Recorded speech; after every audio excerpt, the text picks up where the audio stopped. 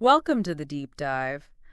We're aiming to cut through all the noise today. Yeah, taking a really significant story and just pulling out what you need to know. Exactly. The essential insights, those kind of surprising moments, the stuff that actually makes it stick.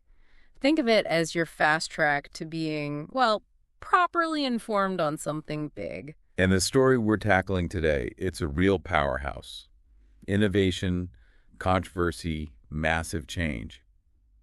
It's the journey of Mark Zuckerberg. And how Facebook, became Meta. Right, that whole evolution. So we've got this detailed account, basically a narrative of his life and work. Our mission here is to pull out the core of that journey. I find those aha moments, right? Yeah, the pivots, the insights that took him from like the super curious kid to a tech leader who's, well, shaped how billions of us connect. We want to give you that clarity, but without getting bogged down in, every single detail. Let's just dive right in then. Where do we start? His childhood. Makes sense. Let's set the scene. Mark Zuckerberg, born May 14, 1984, White Plains, New York. But he grew up mostly in Dobbs Ferry, not far away. And his family, that seems pretty key. How so? Well, his dad was a dentist, his mom a psychiatrist, he had 3 sisters, and the source suggests it was, a warm environment, lots of learning encouraged. So a supportive background, that often helps. And this early curiosity people talk about. Definitely comes through. Loved puzzles, problem solving, and then computers entered the picture. Yeah, the origin story moment. Around age 10, maybe early 90s, he gets his first computer, a Quantex 486DX, for the tech historians out there. Wow, a 486, blast from the past. And he wasn't just playing games, I take it. No, that's the thing. Lots of kids had computers for games, but he was, instantly fascinated with how they worked, how they could talk to each other. So tinkering from the get-go, not just using, but understanding. Exactly, which led him pretty quickly into trying to program stuff himself. Right, and the ZuckNet thing comes up early. What was that? It was basically a private chat system he built just for his family, like super early pre-AOL instant messenger ubiquity. Just for the family. Yeah, and the really interesting bit is the specific application. His dad used it in his dental office No way. How? to communicate between the front desk and the treatment room without shouting, I guess. A simple, practical problem solved with code. Okay, that is telling. Even as a kid, building something with a real-world use, not just a toy. It really suggests that early focus on utility, on connection, right? Yeah. Facilitating communication. It kind of foreshadows everything that came later, doesn't it? Yeah, you can definitely see the seeds there. What about school? Was he the typical computer nerd? Described as quiet, yeah, but brilliant. Excelled in science and math, which you'd expect. Uh-huh. But also, interestingly, ancient languages like Latin. Latin. Okay, that's a bit unexpected. Adds another layer. Shows a certain kind of intellectual discipline, maybe. He went to Ardsley High in Airlie, then transferred to Phillips Exeter Academy, a pretty prestigious boarding school. Right, Exeter. And he did well there. Very well. Awards in science, but also Yeah. classical studies. And he wasn't just hitting the books. He was captain of the fencing team. Fencing. Okay, Latin and fencing. Not just a coder stereotype then. No. Suggests a balance, maybe. Hmm. Mind and body, strategy, discipline. Interesting mix. And didn't he build something significant in high school too? Synapse. Yeah, Synapse. Think of it like a very early version of Spotify or Pandora's recommendation engine. It learned your music taste and created smart playlists. In high school, that's impressive. Totally. And it got noticed. Big Uh-huh. companies like Microsoft and AOL were apparently interested. Seriously. Offering jobs. Job offers, yeah. And maybe even acquisition interest. But he turned them down. Turned down Microsoft and AOL as a teenager. Why? The story goes he felt he had bigger plans. Wow. Okay, that's confidence. Or maybe foresight, believing he was onto something more. It certainly speaks volumes about his ambition, even then. So then comes Harvard in 2002, studying psychology and computer science. Right. But the narrative suggests his real focus wasn't so much the classes or the typical college social life. More coding in the dorm room. A lot of coding in the dorm room, building things. That seemed to be his priority. And that psychology background, do you think that influenced his later work with social networks, understanding human behavior? It seems highly likely, doesn't it? I mean, building platforms for social interaction, understanding motivation, group dynamics, that psych knowledge probably wasn't irrelevant. Makes sense. Which brings us, I guess, to Face Mash, 2003. Ah, yes, the infamous face mash. Yeah. Comparing student photos, asking who's hotter. Yeah, not his finest hour, ethically speaking. Yeah. Got shut down fast by Harvard, almost got him kicked out. Definitely problematic. But, and this is crucial, despite the controversy, it revealed something important. What was the key takeaway, besides not scraping university photos? The reaction, the sheer traffic it generated, even briefly. It showed this huge untapped desire among students to connect online, to see profiles, to, interact around their social circles digitally. So it wasn't the comparison aspect that mattered long term, but the underlying demand for connection within that Harvard community. Exactly. He saw that existing platforms weren't really serving that specific college niche well. People wanted to see who was in their classes, who lived in their dorm. So Face Mash, despite being kind of crude, gave him the critical insight. It seems so. The insight that connection, not comparison, was the real need. And that led directly, in January 2004, to him starting to code something new. A new website, initially called The Facebook. That's the one, the real beginning. January 2004, back in the dorm room, coding starts on the Facebook. And the initial concept, what was it exactly? Very simple, actually, but targeted. Online profiles, but just for Harvard students. You'd have your photo, name, major, maybe your class schedule, interests. Like an online yearbook, but live and interactive. Yeah, exactly. A way to find people you knew or maybe wanted to know within that specific Harvard bubble. And you could message them. And he wasn't alone on this, right? There was a small team. A small, crucial team. Eduardo Saverin handled the business side and the money stuff initially. Dustin Moskovitz helped with coding. Chris Hughes was involved with promotion, ideas. So recognizing early on, he needed more than just code. He needed business sense, marketing. Seems like it. Even if it was just a few guys in a dorm room, it was a team effort. When did it actually launch? February 4th, 2004. And the uptake at Harvard was, well, immediate. How immediate? Within weeks, something like over half the undergraduate student body had signed up. Just like that. Wow. That's viral before viral was really a common term for this stuff? What does that tell you? It tells you it hit a nerve. It solved a problem or fulfilled a desire that was just sitting there waiting. That exclusivity, that Harvard focus, really worked initially. But it didn't stay just at Harvard for long, did it? Not at all. Almost immediately, students at other universities, Yale, Stanford, Columbia first, I think, started hearing about it and clamoring for it. So the demand just spread organically, word of mouth. Pretty much. They started expanding, opening it up to other Ivy League schools, then more and more colleges across the U.S. That must have created huge pressure, managing that growth while still being technically a student. Immense pressure. Scaling the tech, handling the demand, all while juggling coursework.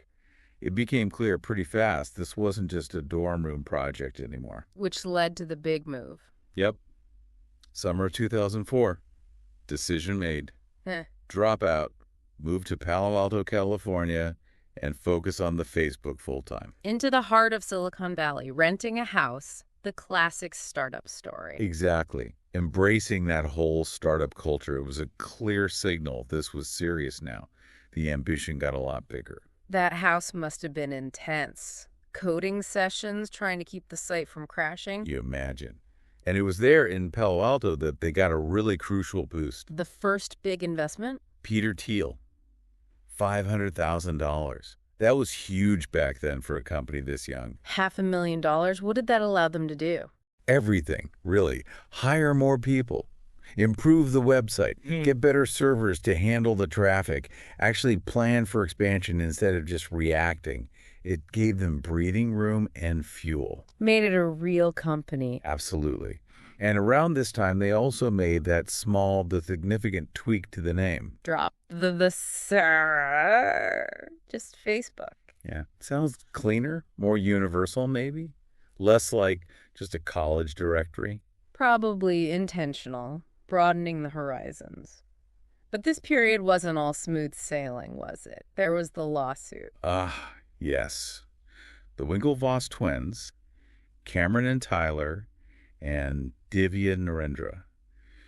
They had approached Zuckerberg earlier at Harvard. About their idea, Harvard Connection, right, which became Connect You. Exactly. And they claimed Zuckerberg basically stole their idea and their code, or at least the concept, while pretending to help them. What was the accusation, boiled down? That he agreed to build their site, dragged his feet, then launched Facebook, using the insights and maybe some of the work he'd done for them.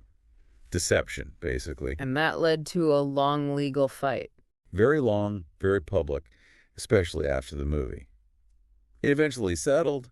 The Winklevosses got millions in cash and stock. But the debate lingers, doesn't it? Idea versus execution. Always. Did he steal the core idea? Or did he just execute on a similar common idea much, much better? The settlement didn't really resolve that fundamental question for everyone. It definitely highlights how messy innovation can be. Ideas are one thing, building a global platform is another. Totally. And while that legal drama was happening, Facebook itself just kept growing like It crazy. started opening it up more, right? Yeah. Beyond colleges, they opened it to high school networks. And then the really big step in 2006. Opening it to everyone. Anyone over 13 with a valid email address. That was the moment it went from a U.S. college phenomenon to potentially a global platform. Yeah. And the user numbers just exploded worldwide. And Zuckerberg himself was, what, 22 at this point? Just 22. Yeah. Running this rocket ship. And his style was already pretty distinct, wasn't it? The hoodie. Avoiding the spotlight. Focused on growth, not profit, at least initially. Yeah, very unconventional for a CEO of something becoming so massive. Seemed much more focused on the product, on connecting everyone, than on, say, making money right away or playing the corporate game. What about his leadership style behind the scenes? Described as very focused, intense, quite private. But when he communicated, he was apparently very impactful. He knew what he wanted. Did everyone agree with his direction? Were there clashes? Oh, for sure. The source mentions early employees leaving, disagreements with investors about strategy or monetization. That's pretty standard startup stuff. But he held firm to his vision. Seems so. That commitment to the core mission of connection, of growth, appeared unwavering, even when people pushed back. And it paid off, in valuation terms anyway, by 2007. 3 years after launch, Facebook was valued at something like $15 billion, making Zuckerberg technically the world's youngest self-made billionaire. 15 billion, that's staggering speed. But you get the sense he saw that as just a milestone, right? Exactly. The narrative is clear. For him, this wasn't the end goal. It was just the beginning. The potential was much, much bigger in his eyes. Right. So by 2007, Facebook isn't just a website anymore. It's like a global movement. And Zuckerberg's only 23. Imagine the weight of that. Millions of users, all their data, making decisions about design, safety, privacy. The stakes got incredibly high, incredibly fast. That global connection goal, though, remained paramount, didn't it? Working in every language on every phone. Absolutely. That relentless drive for expansion was key, and it fueled the introduction of some major features around this time. Things we totally take for granted now, like the news feed. The news feed, exactly, which, believe it or not, caused a huge backlash initially. Really? Privacy concerns. People felt like it was suddenly broadcasting all their activity relationship changes, photo tags to everyone they knew. It felt intrusive then. Huh. It's funny how normal it seems now. What else? The like button. The like button. Facebook pages for businesses and public figures. These became core parts of the experience, even if some, like the newsfeed, had rocky introductions. It shows that challenge of innovating at scale, right? You change something, millions react, sometimes negatively. Definitely. You have to push forward, but also listen, or at least manage the fallout. It's a tricky balance. And then came a really big strategic move, buying Instagram in 2012. For $1 billion, which seemed like an insane amount of money at the time for a photo sharing app with, what, 13 employees? People were shocked, but Looking back, it seems brilliant, or at least incredibly shrewd. He saw the threat, saw the potential of visual communication, saw the mobile shift. and decided it was better to own it than compete with it. Seems like it. Both defensive neutralizing a competitor and offensive, adding a fast-growing, different kind of social experience to the family. It showed real strategic foresight. And 2012 was also the year Facebook went public, right? The IPO. Huge event. Zuckerberg ringing the bell at NASDAQ, the valuation hitting over $100 billion. It cemented Facebook as a true tech giant. A massive financial milestone, obviously, but what else did going public mean? More scrutiny, for one. Being accountable to shareholders, regulatory bodies, it changes the game from being a private company. But it also validated the whole enterprise on a global financial stage. Yet, even with billionaire status and running this massive public company, his personal style didn't seem to change much. Still the hoodie, the simple life. Reportedly, yeah. The hoodie, riding his bike, a relatively modest house compared to his wealth. It created this contrast, this image of someone focused purely on the mission, not the money. Whether that was calculated or genuine, it was a strong image. But as Facebook grew, the criticism really started to mount, didn't it? Oh, absolutely. The sheer power the company wielded over information, over attention, over social dynamics started to raise serious questions. Privacy was a constant concern. And that all came to a head with Cambridge Analytica in 2018. That was the watershed moment, really. The scandal where it emerged that data from millions of Facebook users had been improperly harvested by a political consulting firm. Without users' knowledge or consent, used for political targeting. Exactly. The shock, the anger, it was intense. Governments launched investigations. Trust in Facebook plummeted. It was a major crisis. And we saw Zuckerberg having to testify before Congress. Trading the hoodie for a suit? That was quite a visual. Facing hours of questioning from senators about everything: data privacy, election interference, mental health impacts, fake news. Did he take responsibility? He did admit mistakes were made. He apologized for the breach, acknowledged they hadn't done enough to protect user data, and promised to do better, to regain trust. But regaining trust after something like that is hard. Did the changes they made satisfy the critics? They did make changes: more security, better user controls over data, hired thousands of content reviewers, tried to tackle fake news. But for many critics, it wasn't enough. What were the ongoing complaints? That the fundamental problems remained.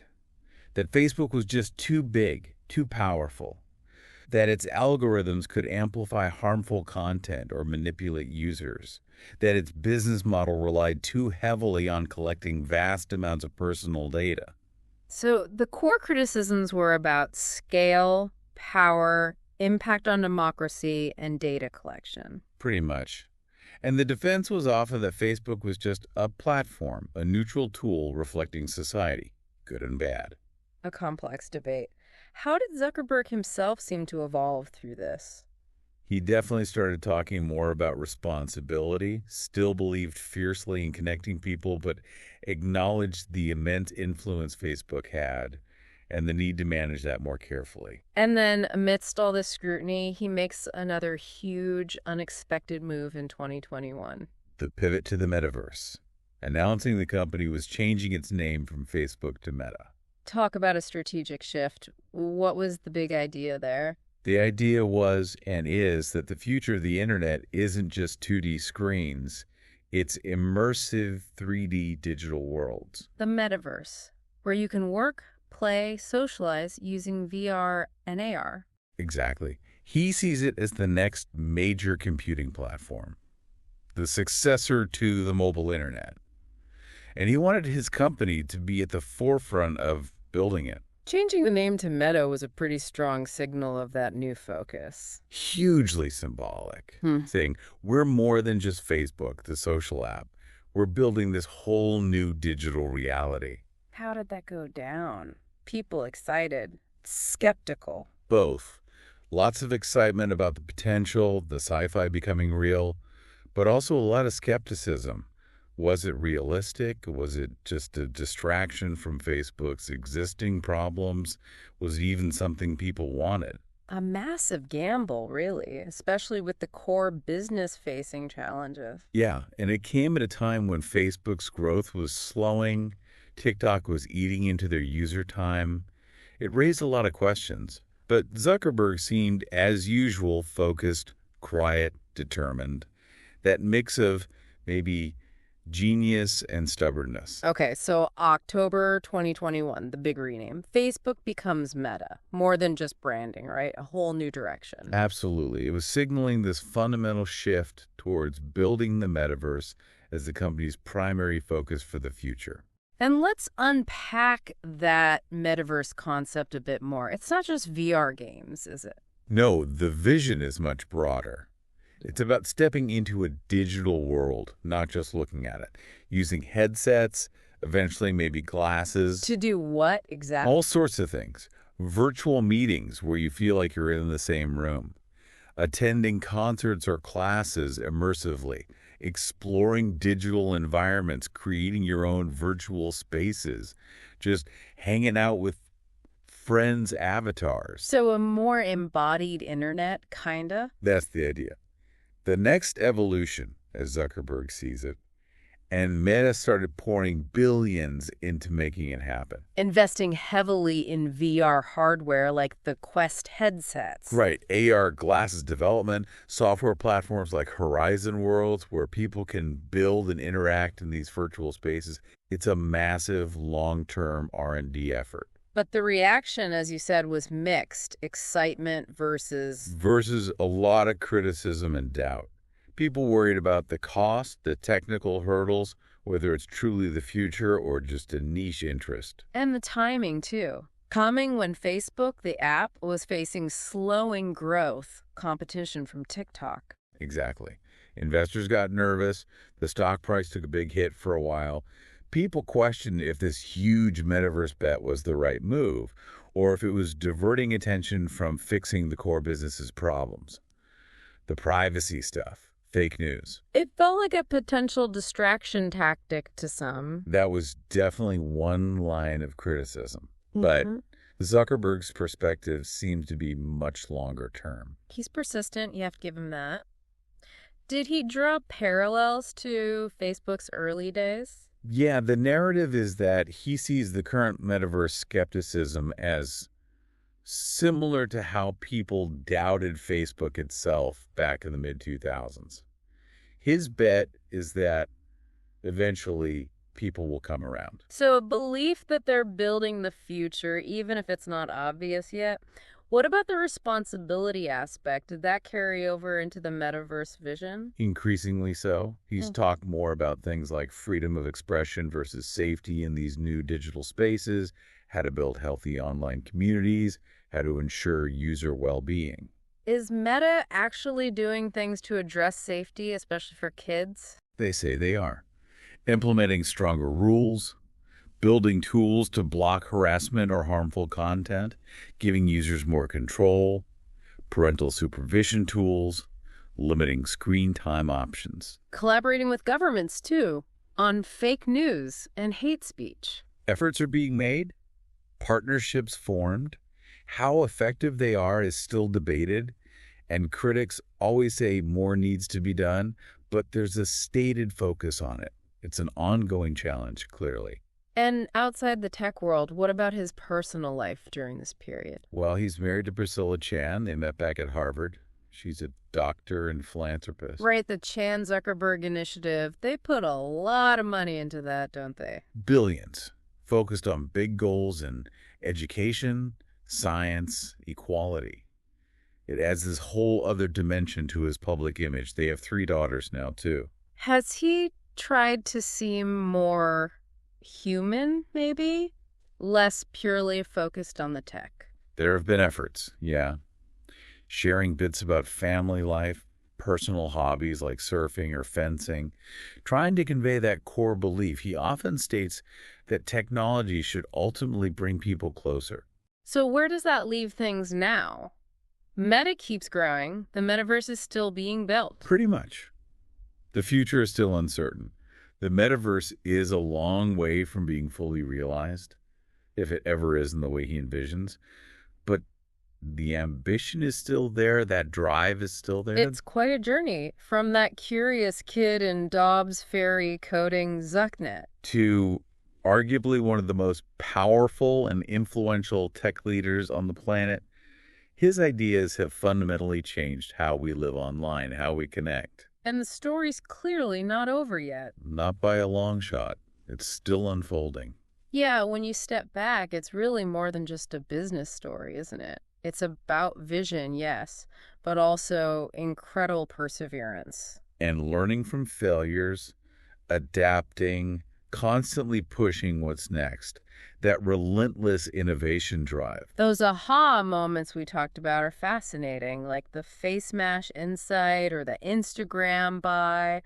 What do they tell you about how breakthrough ideas happen? Is it genius, luck, timing? Probably a mix of all 3, right? Recognizing a need, maybe seeing something others miss, and then having the guts and the resources to act on it decisively.